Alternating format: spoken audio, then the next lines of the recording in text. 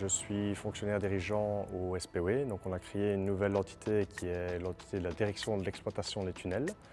Donc ici, suite aux inondations que nous avons eues mi-juillet 2021, nous avons été fortement impactés ici au niveau de la liaison E40-E25, donc notamment principalement pour la partie rive droite. Donc l'ensemble des équipements électromécaniques ont été vraiment impactés et détruits suite aux inondations.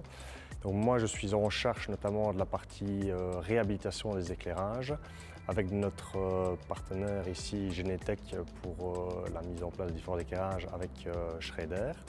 Et ici nous avons privilégié des équipements de type LED pour faire des gains énergétiques, mais notamment pour permettre aux usagers d'avoir un meilleur rendu au niveau de la chaussée et du contraste.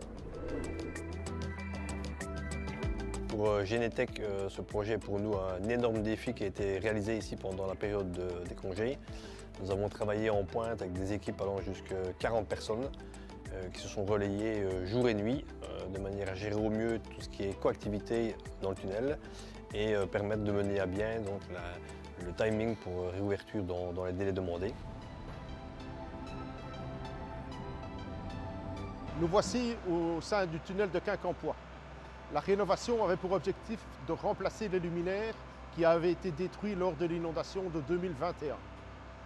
Pour ce remplacement, Schreder a opté pour la technologie LED.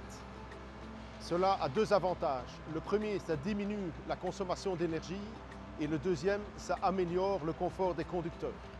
Combinant nos solutions avec celles de Phoenix Contact, on a pu réaliser les besoins du cahier des charges.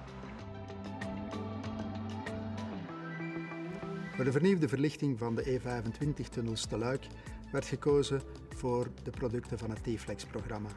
De T-Flex Line voor de basisverlichting, T-Flex Combi voor de versterking en T-Flex Base voor de veiligheidsverlichting. Dankzij een uitgekiende selectie van de optieken worden zowel de wanden als het wegdek op een perfecte manier uitgelicht.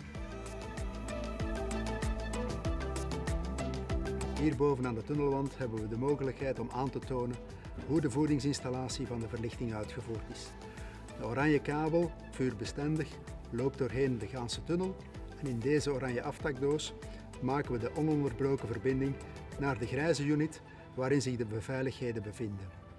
Van daaruit hebben we 1, 2 of 3 uitgangen naar de armaturen of naar de driverboxen zoals deze zich hier bevindt.